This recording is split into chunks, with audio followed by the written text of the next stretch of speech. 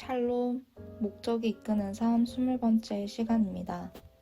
오늘도 함께 하시는 귀한 성도님들에게 하나님의 영광을 보는 은혜가 있기를 소원합니다. 오늘은 두 번째 목적인 우리는 하나님의 가족으로 태어났다 6번째 시간으로 깨어진 관계 회복하기입니다. 관계들은 항상 회복할 만한 가치가 있습니다. 왜냐하면 삶이라는 것은 사랑하는 방법을 배우는 것이기 때문입니다. 그래서 성경은 하나님이 우리에게 관계 회복의 사역을 주셨다고 말씀합니다. 예수님은 제자들이 서로 사랑하는 것으로 세상에 알려지기를 원하셨습니다.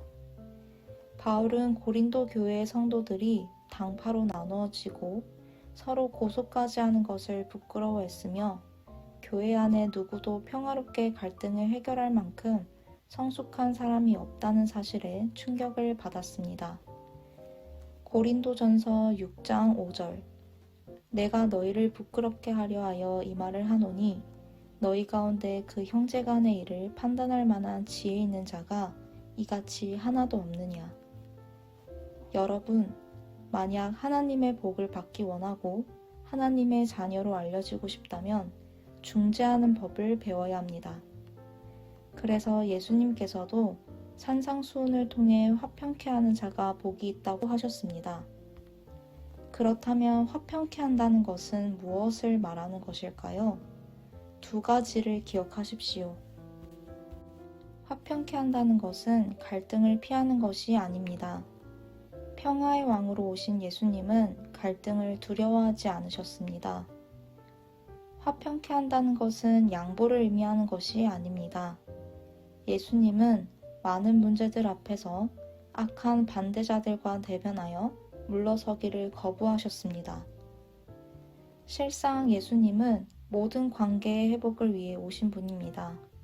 따라서 우리 또한 서로 간의 관계 회복을 위해 부르셨다는 사실을 잊지 말아야 합니다. 그렇다면 관계 회복을 위한 성경적 방법은 무엇이 있는지 7가지로 묵상해 보겠습니다. 첫째, 사람에게 이야기하기 전에 하나님께 이야기해야 합니다.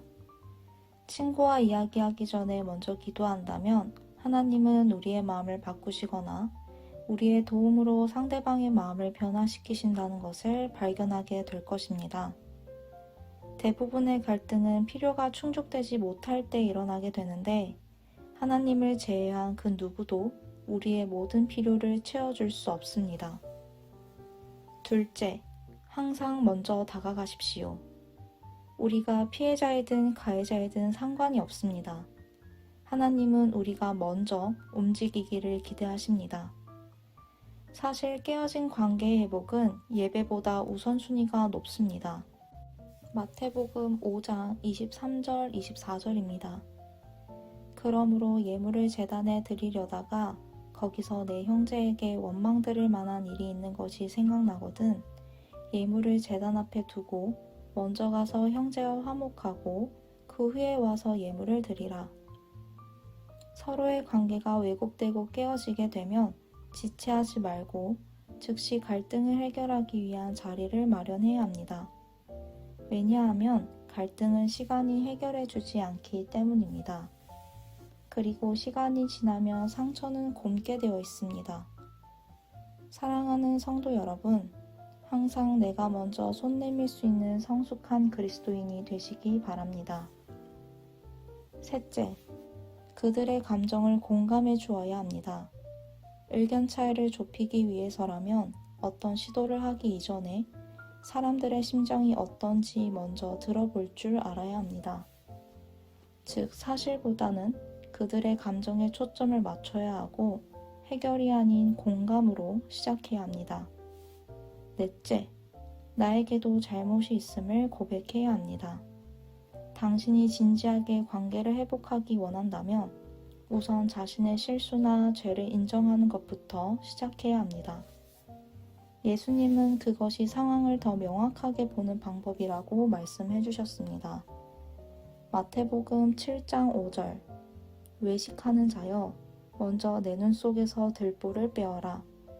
그 후에야 밝히 보고 형제의 눈 속에서 티를 빼리라.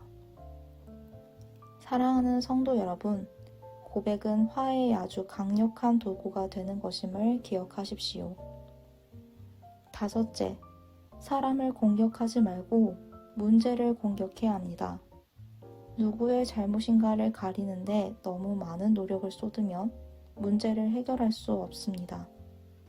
또한 화를 내면서 하고자 하는 말을 올바르게 전달할 수는 없습니다. 그렇기 때문에 단어 선택을 현명하게 해야 합니다. 부드러운 대답이 언제나 가시돋친 말보다 낫습니다. 갈등을 해결하려고 할 때 어떻게 말하느냐는 무슨 말을 하느냐만큼 중요한 것입니다. 왜냐하면 귀에 거슬리는 말을 하면서 상대방을 설득할 수는 없기 때문입니다. 여섯째, 할 수 있는 한 협력해야 합니다. 교제를 위해서 우리는 양보하고 상대방에 맞추며 상대방의 필요에 호의를 보이는데 최선을 다해야 할 것입니다. 그래서 바울은 말합니다. 로마서 12장 18절 할 수 있거든 너희로서는 모든 사람과 더불어 화목하라. 일곱째, 해결이 아닌 화해를 강조해야 합니다. 해결은 문제에 초점을 맞추는 반면 화해는 관계에 초점을 맞추는 것입니다. 우리가 화해에 초점을 맞출 때 문제는 그 중요성을 잃고 무의미하게 되는 것입니다. 사랑하는 성도 여러분, 화해를 통해 문제가 해결되는 기쁨이 있기를 바랍니다. 지금까지 살펴본 7가지 단계는 간단하지만 쉽지 않은 것입니다. 그렇기 때문에 관계를 회복하기 위해서는 많은 노력이 필요하다는 것을 잊지 마시기 바랍니다. 적용을 위한 질문입니다. 내가 오늘 깨어진 관계를 회복해야 할 사람은 누구인가요? 그 사람이 생각나거든 먼저 손을 내밀 수 있는 용기가 있기를 바랍니다. 오늘도 함께 하신 성도님들께 감사를 드립니다. 내일도 기대하는 마음으로 함께 해주시기 바랍니다. 감사합니다.